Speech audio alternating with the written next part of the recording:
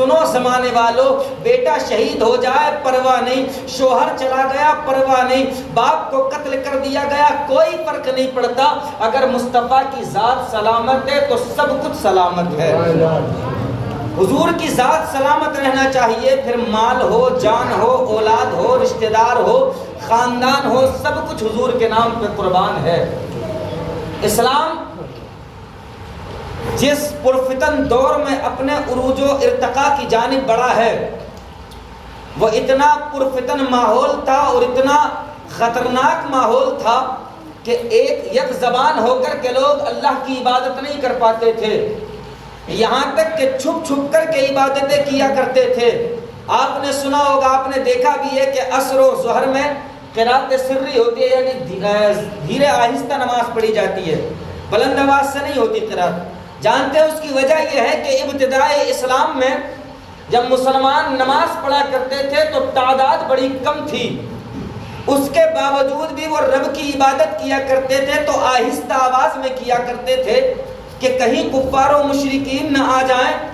لیکن اللہ تبارک و تعالیٰ نے مصطفیٰ کریم کو حضور کا ایک غلام عطا کیا جس کا نام دنیا عمر فاروق اعظم لیتی ہے۔ حضرت عمر فاروق اعظم نے جب اسلام قبول کیا تو علل اعلان آپ نے فرمایا کہ یا رسول اللہ، سینکڑوں خداؤں کو پوجنے والے، سینکڑوں معبودوں کے سامنے سر جھکانے والے اپنے خداؤں کا نام علل اعلان لیں اور ایک خدا کے ماننے والے چھپ کر کے عبادت کریں۔ یا رسول اللہ، مکے میں ایسا نہیں ہوگا۔ میرے مصطفیٰ نے فرمایا عمر تعداد کم ہے۔ حضرت عمر نے فرمایا آقا جی اجازت دیجئے۔ اب عمر نے کلمہ پڑھا ہے، 26 سال کا یہ نوجوان حضرت عمر فاروق اعظم جن کو دنیا کہتی ہے، 100 روپے مسجد کے لیے 50 روپے امام صاحب کے لیے پیش کریں، اللہ قبول فرمائے۔ عمر فاروق اعظم مصطفیٰ کو قتل کرنے کے لیے گئے تھے، لیکن اسلام کے دائرے میں جب عمر نے قدم رکھا، حضرت عمر نے فرمایا آقا جی اب ہم بھی علل اعلان کعبے میں جا کر، مسجد حرم میں جا کر کے عبادت کریں گے۔ تعداد کتنی تھی جانتے ہیں؟ صرف 39۔ میرے مصطفیٰ نے فرمایا عمر تعداد کم ہے۔ حضرت عمر نے فرمایا آقا جی آپ اجازت دیجئے۔ حضور نے اجازت دی۔ اب عمر جیسا دلیر، عمر جیسا جری اگر شخص تاریخ میں ملے تو ڈھونڈ کر کھلاؤ۔ حضرت عمر فاروق اعظم اپنے گھر سے مصطفیٰ جان رحمت کے حجرے سے نکلے، اور نکلنے کے بعد میں ابو جہل، ابو لہب، عتبہ و شیبہ، جتنے بڑے بڑے مکار اعظم تھے، جتنے بڑے بڑے سردار تھے کفار کے، سب کے دروازے پر خطاب کا بیٹا گیا۔ حضرت عمر فاروق اعظم نے دروازہ بجایا اور کہا سنو، آج عمر نے کلمہ پڑھ لیا ہے، عمر مصطفیٰ کو لے کر کے مسجد حرم میں نماز پڑھنے جا رہا ہے، جس کی ماں نے دودھ پلایا ہو روک کر کے دکھائے۔ حضرت عمر فاروق اعظم اور حضرت امیر حمزہ نے جب کلمہ پڑھ لیا میرے مصطفیٰ کا، تو پھر مسلمان عروج کی جانب بڑھنے لگے۔ حال یہ تھا کہ 39 سے 38 نہیں ہوئے۔ آج لوگ کہتے ہیں میاں حالات خراب ہیں، حالات خراب ہیں، لہذا اسلام کے کام بھی چھپ کر کے کیجیے، حالات خراب ہیں۔ کیسے حالات خراب ہیں؟ آج تو کروڑوں کی تعداد میں، وہ 313 تھے تو لرزتا تھا زمانہ، آج ہمیں کروڑوں پھر بھی کرتے ہیں غلامی۔ وجہ کیا ہے کہ ہمیں اپنی مال کی پرواہ ہے، ہمیں اپنے جان کی پرواہ ہے، اپنے بچوں کی پرواہ ہے۔ مصطفیٰ کے صحابہ کو پرواہ نہیں تھی کہ مال جائے گا، جان جائے گی، اولاد جائے گی، ان کا فقط ایک ہی نعرہ تھا، زمانے بھر کی ہر ایک نعمت انہی کے صدقے خدا نے دی ہے، گر ان کی عزت پہ حرف آیا ہم اپنی عزت کا کیا کریں گے؟ آج میرے مصطفیٰ کی شان میں لوگ کیچڑ اچھالا کرتے ہیں۔ سرکار اعلیٰ حضرت فرماتے ہیں اگر حضور کی شان میں کوئی گستاخی کرے تو گستاخی کا جواب گستاخی سے مت دیجیے۔ اگر آقا کرنا کیا ہے کہ اگر کوئی حضور کی شان میں گستاخی کرے تو آپ گرم جوشی کے ساتھ میں حضور کا ذکر کیجئے، آپ اتنا حضور کا ذکر کیجئے، اتنا حضور کا ذکر کیجئے کہ جو حضور کے گستاخ ہیں وہ ذکر میں کہیں نہ کہیں کھو کر کے رہ جائیں۔ صحابہ کا جو طرز عمل تھا وہ یہ تھا کہ میرے مصطفیٰ نے ایک مرتبہ اعلان فرمایا مسجد نبوی میں، اے میرے غلاموں دین کے لیے مال کی ضرورت ہے، کون ہے جو اپنا مال لے کر کے حاضر ہو جائے؟ سیدنا عمر فاروق اعظم کہتے ہیں اس وقت میرے پاس بہت زیادہ مال تھا. آپ فرماتے ہیں میں آدھا مال لے کر کے آ گیا، آدھا اپنے بچوں کے لیے چھوڑ دیا، اور میں دل میں بڑا خوش تھا کہ میں آدھا مال لے کر کے آیا ہوں، سب سے زیادہ میرا مال ہے، حضور بڑے خوش ہوں گے. حضرت عمر فاروق اعظم آئے، سرکار نے فرمایا عمر گھر کیا چھوڑا؟ کہ آقا جی آدھا گھر ہے، آدھا لے کر کے آ گیا. اتنے میں حضرت ابو بکر صدیق تشریف لے آئے، سرکار نے فرمایا ابو بکر کیا لائے ہو؟ عرض کرتے ہیں یا رسول اللہ گھر میں جو کچھ تھا سب لے کر کے آ گیا ہوں. کہا عمر ابو بکر یہ بتاؤ گھر والوں کے لیے کیا چھوڑا؟ کہا آقا آپ کی ذات سلامت ہے تو ابو بکر کے لیے سب کچھ موجود ہے. یہ تھا صحابہ کا جذبہ. لیکن آج ہم بھی دم بھرتے ہیں غلامی کا. میں نے پچھلی مرتبہ بھی کہا تھا نا کہ ہمیں دین بڑی آسانی سے مل گیا، ورنہ دین کے لیے لوگوں نے جتنی مصیبتیں جتنی مشقتیں اٹھائی ہیں نا، اگر ہم تاریخ کا مطالعہ کر لیں اور صحیح ہمارا حال تو یہ آپ نے دیکھا ہوگا. ایک سیریل چلا تھا ارطغرل غازی رحمۃ اللہ تعالیٰ علیہ کے نام سے ایک سیریل بنایا گیا. قوم دیوانی ہو گئی اور میاں اس سے اچھا تو کوئی سیریل ہی نہیں ہے، بڑے بہادر تھے. آپ نے تاریخ کو پڑھا کب؟ حضرت ارطغرل جیسے بہادروں سے ہماری تاریخ بھری پڑی ہے، لیکن ہمیں فرصت نہیں ہے نا تاریخ پڑھنے کی. اگر کسی نے حضرت خالد بن ولید کی زندگی کو پڑھ لیا تو یہ جو بزدلی کا بھوت سوار ہے نا یہ دور ہو جائے گا. لیکن وجہ یہ ہے ہمیں آسانی سے دین مل گیا. جو چیز محنت سے ملتی ہے اس کی قدر کی جاتی ہے. اور دین کو مصطفیٰ کے غلاموں نے کتنی مشقتوں سے اپنے آپ تک پہنچایا. حضرت سلمان فارسی بڑھاپا ہے، چہرے پر سفیدی ہے، مصطفیٰ کی بارگاہ میں حاضر ہیں. اللہ کے رسول صلی اللہ تعالیٰ علیہ وسلم کی بارگاہ میں بیٹھے ہوئے اچانک سے حضرت سلمان فارسی کی آنکھیں برسنے لگی. میرے حضور نے فرمایا سلمان کیا وجہ ہے، رو کیوں رہے ہو؟ حضرت سلمان فارسی کہتے ہیں یا رسول اللہ گزرا ہوا وقت آتا ہے تو آنکھیں بھر آتی ہیں. میرے حضور نے فرمایا ذرا بتاؤ تو صحیح کون سا وقت؟ حضرت سلمان فارسی کہتے ہیں آقا جی آپ تک پہنچنے کے لیے، آپ کا دامن کرم پانے کے لیے بڑی مشقتوں کو اٹھایا ہے. یا رسول اللہ ماں کو چھوڑ دیا، باپ کو چھوڑ دیا، زمین و جائیداد کو چھوڑ دیا، زمانے کی ٹھوکریں کھائی، اس کے بعد میں یہاں تک پہنچا ہوں. میرے حضور نے فرمایا سلمان حالانکہ میرے مصطفیٰ جانتے ہیں لیکن صحابہ موجود تھے، ہم غلاموں کو خبر ہو جائے اس لیے حضور فرماتے سلمان ذرا بتاؤ تو صحیح کہ تمہاری کہانی کیا ہے. حضرت سلمان فارسی کہتے ہیں آقا میں اپنے باپ کا اکلوتا بیٹا تھا. ایران کی سرزمین پر حضرت سلمان فارسی کا جنم ہوا. جس گھر میں آپ کی ولادت ہوئی وہ مجوسی کا گھر تھا. مجوسی کہتے ہیں آگ کی پوجا کرنے والے کو، آگ کی عبادت کرنے والے کو.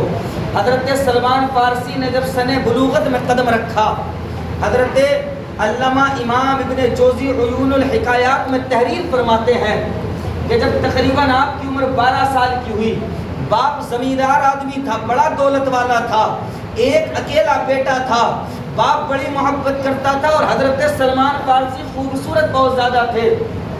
عرض کرتے ہیں آقا میرا باپ آگ کی پوجا کرتا تھا، ایک روز ہاتھ پکڑا، آ کر کے کہا بیٹے یہ جو آگ ہے یہ ہماری خدا ہے.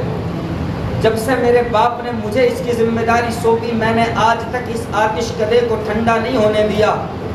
یہ ذمہ داری اب تیری ہے، لہٰذا کبھی اس کو ٹھنڈا نہ ہونے دینا، اس آگ کو بجھنے نہ دینا. حضرت سلمان فارسی کہتے ہیں میں سنتا رہا، میں ہاں ہاں کرتا رہا. کہتے ہیں ایک روز میرے باپ کو تعمیری کام سے کہیں جانا پڑا تو مجھ سے کہا بیٹے کھیتوں پر گھوم کر کے آ جانا، میں سفر کے لیے جا رہا ہوں، تو کھیتوں پر گھوم کر کے آ جانا، دیکھ کر کے آنا. آپ فرماتے ہیں پہلی مرتبہ گھر سے قدم نکالا اور قدم نکالنے کے بعد میں جب کھیتوں کی جانب گیا، راستے میں عیسائیوں کا گرجا گھر مجھے ملا. میں نے دیکھا کہ وہ لوگ عبادت کر رہے ہیں، نماز پڑھ رہے ہیں. کہتے ہیں میں نے جب عیسائیوں کو عبادت کرتا ہوا دیکھا تو مجھے ان کا وہ عبادت کا طریقہ بڑا پسند آیا. حضرت سلمان فارسی کہتے ہیں باپ نے بھیجا تھا کھیتوں پر دیکھنے کے لیے، فصل دیکھنے کے لیے. میں اسی گرجا گھر کے دروازے پر بیٹھ گیا. صبح سے شام ہو گئی، تمام نوکر چاکر ڈھونڈتے رہے لیکن میں نہ ملا. شام کا جب وقت آیا میں پلٹ کر کے آیا.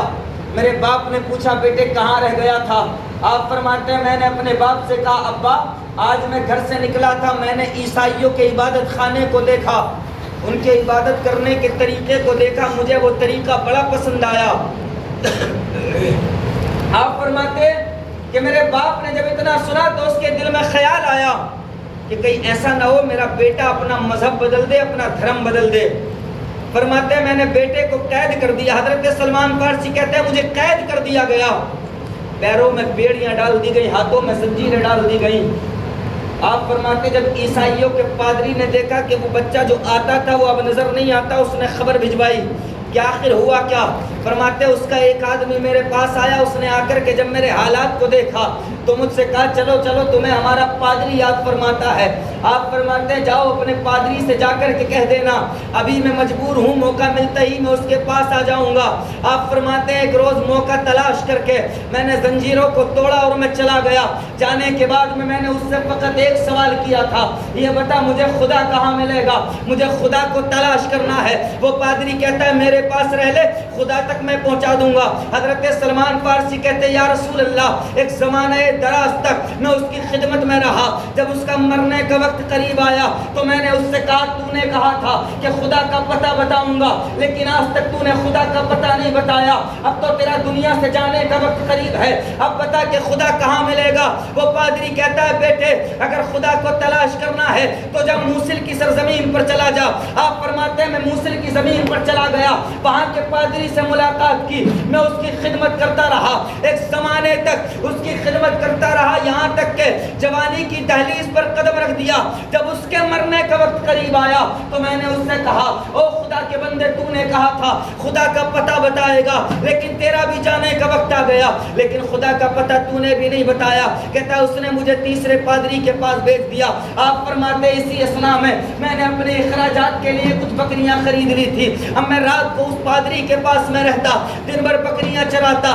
آپ فرماتے ایک روز میں بکریاں چرا رہا تھا, مجھ سے کسی نے کہا کہ ملک شام چلا جا, وہاں تجھے خدا کا پتہ مل جائے گا. کہتے جب میں جانے لگا تو مجھے راستے میں چند افراد ملے جو تجارت کرنے والے تھے, تاجر تھے.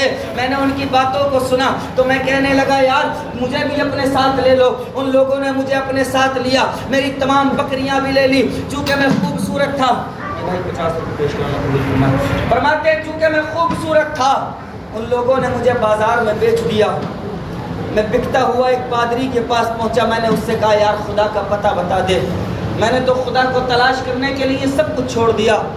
آپ فرماتے اس پادری نے مجھے اپنے پاس رکھ لیا. جب اس کا وقت قریب آیا تو وہ کہنے لگا بیٹے اس زمین پر اب ایسا کوئی نہیں جو تجھے خدا کا پتہ بتا سکے.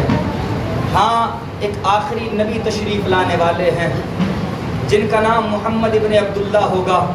ان کی پہچان یہ ہوگی وہ صدقہ نہیں کھائیں گے تحفہ کھائیں گے, وہ صدقہ نہیں کھائیں گے تحفہ کھائیں گے. اور ان کے شانوں کے بیچ میں مہر نبوت ہوگی. کہتے ہیں اس نے 3 نشانیاں بتائیں, صدقہ نہیں کھائیں گے, تحفہ قبول فرمائیں گے, اور دونوں شانوں کے بیچ میں مہر نبوت ہوگی. اور وہ جس زمین پر آئیں گے وہ زمین کھجوروں والی ہوگی. آپ فرماتے ہیں اب میرے دل میں یہ تمنا امڑنے لگی کہ مولا بڑی ٹھوکریں کھائی ہیں لیکن کم سے کم اب اس دیار تک پہنچا دے جہاں خدا کا پتہ مل جائے. آپ فرماتے ہیں میں بازاروں میں بکتا رہا, لوگ مجھے خریدتے رہے بیچتے رہے, جب تک بکے نہ تھے تو کوئی پوچھتا نہ تھا. تم نے ہمیں خرید کے انمول کر دیا. فرماتے ہیں ایک شخص نے مجھے خریدا اور جب مجھے لے کر کے چلنے لگا تو میں نے اس کے دامن کو پکڑ لیا. کہا یہ بتا اب تک بہت بازاروں میں بکا ہوں, کہاں لے کر کے جاتا ہے؟ اس نے کہا غلاموں کو اس چیز سے مطلب نہیں ہوتا, تیرا کام ہے غلامی کرنا, لہذا خاموشی سے چلتا رہے. آپ فرماتے ہیں میں نے اس سے کہا جو کام لینا ہے لے لینا, لیکن یہ بتا دے لے کر کے کہاں جا رہا ہے؟ اس نے کہا میں تجھے یثرب کی سرزمین پر لے کر کے جا رہا ہوں. میرے مصطفیٰ کے تشریف لانے سے پہلے مدینہ نہیں تھا, مدینہ یثرب تھا. یثرب کے معنی ہوتا ہے بیماریوں کا گھر. یہ تو میرے مصطفیٰ کے قدموں کی برکتیں ہیں کہ یثرب کو حضور نے مدینہ بنا دیا. اور قافلے والے کہتے ہیں نوجوان سن, ہم تجھے کھجوروں والی زمین پر لے کر کے جا رہے ہیں جس کو یثرب کہا جاتا ہے. آپ فرماتے ہیں جب میں نے اتنا سنا نا تو میں خوشی سے مچلنے لگا. مولا تیرا لاکھ لاکھ شکر ہے, بکتا ہوا, ٹھوکریں کھاتا ہوا, لوگوں کے ظلم و تشدد برداشت کرتا ہوا کم سے کم تیرے محبوب کے شہر تک تو پہنچا. آپ فرماتے ہیں مجھے وہ لوگ لے کر کے گئے اور مجھے باغ میں, کھجوروں کے باغ میں رکھوالی پر رکھ دیا گیا. فرماتے ہیں میرا کام یہ تھا کھجوریں توڑنا اور کھجور کے جو درخت تھے ان کو پانی دینا. آپ فرماتے ہیں ہر روز میں درختوں پر چڑھ جاتا اور جو مجھے بتایا گیا تھا کہ وہ اس راستے سے تشریف لائیں گے. میرے حضور مکے سے جب مدینہ تشریف لائے تھے ہجرت کر کے, فرمایا کہ اس نے کہا تھا مکے والے راستے سے مدینے کی جانب کو آئیں گے. کہتے ہیں صبح سے شام تک میں انتظار کرتا رہتا کہ وہ حسین چہرہ مجھے نظر آ جائے, وہ نبی مجھے نظر آ جائے جو خدا تک مجھے لے کر کے جائیں گے. آپ فرماتے ہیں ہر روز صبح سے شام تک انتظار کرتا لیکن کوئی خبر نہ آتی. فرماتے ایک روز میں درخت پر بیٹھا ہوا تھا, میرا جو مالک تھا اس کا بھتیجا دوڑتا ہوا آیا. اس نے آ کر کے کہا چچا ایک نئی بات آپ نے سنی ہے؟ کہا کیا؟ کہا سنو, ایک شخص آیا ہے جس کا نام محمد ابن عبداللہ ہے اور وہ نیا دین لے کر کے آیا ہے. وہ کہتا ہے کہ میں اللہ کا رسول ہوں اور وہ ایک مقام پر ٹھہرا ہوا ہے. میرے نبی اس وقت وہاں ٹھہرے ہوئے تھے جس مقام پر آج مسجد قباء بنی ہوئی ہے. اللہ کے رسول وہاں آرام فرما رہے ہیں. حضرت سلمان فارسی کہتے ہیں جب میں نے اتنا سنا میں درخت سے کود کر کے نیچے آ گیا اور میں نے کہا یہ بتاؤ کون آیا ہے؟ کہا جب میں نے اتنا کہا تو انہوں نے مجھے مارا. کہا غلاموں کو اس سے مطلب نہیں ہوتا ہے, اپنے کام سے کام رکھ. اب آپ فرماتے ہیں کہ میں ارادہ کر لیا میں نے کہ مجھے دیکھنا تو ہے, ملاقات تو کرنی ہے, بھلے انجام کچھ بھی ہو. جس جانے جانا کے لیے, جس چہرے وضحا کے لیے اتنی مصیبتیں اٹھائی ہیں اور ظلم و تشدد برداشت کر لیں گے لیکن حضور کی زیارت تو کرنی ہے. آپ فرماتے ہیں میں نے بڑی بڑی اچھی کھجوریں لی جو باغ کے اندر سب سے بہتر کھجوریں تھی. آپ فرماتے ہیں میں نے وہ اکٹھا کی اور میں چلا گیا. میں نے جانے کے بعد میں کیا دیکھا کہ حضور تشریف فرما ہے, چاروں طرف غلاموں کا مجمع ہے. آپ فرماتے ہیں جب میں گیا تو میں نے لوگوں سے کہا اے بیٹھنے والوں یہ بتاؤ کہ محمد ابن عبداللہ کون ہے, تمہارا نبی کون ہے؟ صحابہ نے اشارہ کیا, وہ دیکھو وہ مصطفیٰ جان رحمت تشریف فرما ہے. آپ فرماتے ہیں جب حضور کے چہرے پر نظر پڑی تو میرے دل کی دنیا بدل گئی. دل سے آواز آئی سلمان آج تک کسی نے خدا تک نہیں پہنچایا لیکن یہ ذات ہے جو ہاتھ پکڑے گی تو خدا کی بارگاہ میں لے کر کے جائے گی. یہ وہ ذات ہے کہ اگر دنیا میں ہاتھ پکڑیں گے تو پھر میدان محشر میں اپنے ساتھ جنت میں لے کر کے جائیں گے. آپ فرماتے ہیں میں نے حضور کی بارگاہ میں وہ اپنا تحفہ پیش کیا. میں نے کہا محمد ابن عبداللہ یہ میں صدقہ لے کر کے آیا ہوں. فرماتے جیسے میں نے صدقے کا نام لیا حضور نے ان کھجوروں کی جانب دیکھا بھی نہیں, جبکہ میں یہ سوچ کر کے لے کر کے گیا تھا کہ اگر اپنے قول میں جھوٹے ہوں گے معاذ اللہ تو وہ کھجوریں کھا لیں گے. فرماتے حضور نے دیکھا بھی نہیں. آپ نے وہ کھجوریں حضرت عمر سے فرمایا عمر تقسیم کر دو, بانٹ دو. آپ فرماتے پھر میں دوسرے دن جو وہ باغ کے اندر بڑی سوکھی ہوئی کھجوریں تھی جو زمین پہ پڑی تھی میں نے اکٹھا کی اور میں لے کر کے گیا. فرماتے میرا ایک کہنا تو پورا ہو گیا تھا, ایک چیز تو میں نے دیکھ لی تھی. کہتے میں لے کر کے گیا, میں نے عرض کی یا رسول اللہ یہ تحفہ ہے. جب اتنا کہا میرے حضور مسکرائے. حضور نے اس میں سے کھجور تناول فرمائی اور فرمایا عمر بانٹ دو. آپ فرماتے کہ میں سمجھ گیا ہو نہ ہو یہی وہ ذات ہے. فرماتے دو کام تو مکمل ہو گئے لیکن اب تیسرا دیکھنا تھا کہ ان کے شانوں کے درمیان میں مہر نبوت ہے کہ نہیں ہے. آپ فرماتے ایک مقام پر میرے حضور تشریف فرما ہے, میں بھی وہاں پر چلا گیا. حضور دو چادریں ہیں حضور کے پاس میں, ایک کا آپ نے تہمت بنا کر کے باندھ رکھا ہے, دوسری آپ نے اپنے شانوں پر ڈال رکھی ہے. حضرت سلمان فارسی کہتے ہیں میں حضور کے چکر لگا رہا تھا اور دعائیں کر رہا تھا اے میرے مالک ایسی ہوا چلا دے کہ کم سے کم ہوا کے جھونکے سے مصطفیٰ کے جسم مقدس سے چادر ہٹ جائے اور میں حضور کے مہر نبوت کا دیدار کر لوں. آپ فرماتے میں گھومتا رہا لیکن ہوا کا کوئی جھونکا نہیں آیا. اتنے میں میرے حضور نے فرمایا سلمان پریشان کیوں ہوتا ہے, مہر نبوت دیکھنی ہے تو سوچتا کیا ہے. حضور نے چادر کو اتارا ہے اور فرمایا ہے لے جس چیز کی تو چاہت رکھتا ہے آ کر کے اپنی آنکھوں سے دیکھ لے. آپ فرماتے جیسے میری نظر پڑی میں نے چوم لیا حضور کی مہر نبوت کو، کہا کلمہ پڑھائیے اور داخل اسلام کر لیجئے۔ حضرت سلمان فارسی نے کلمہ پڑھا، میرے حضور کی بارگاہ میں بیٹھے ہوئے تھے، بزرگی کا عالم تھا، ایک طویل مدت گزر گئی حضور کی خدمت کرتے کرتے۔ حضور نے فرمایا پھر اب روتے کیوں ہوں؟ اچھا کبھی غور کیجئے گا کہ ہم سے دین کے لیے، دنیا کے لیے تو ہم مرے جاتے ہیں، اور حضور جانتے ہیں دنیا کی حیثیت کیا ہے۔ دنیا وہ جگہ ہے کہ جس کے چکر میں نہ جانے کتنے لوگ، کتنے اولاد آدم برباد ہو گئے۔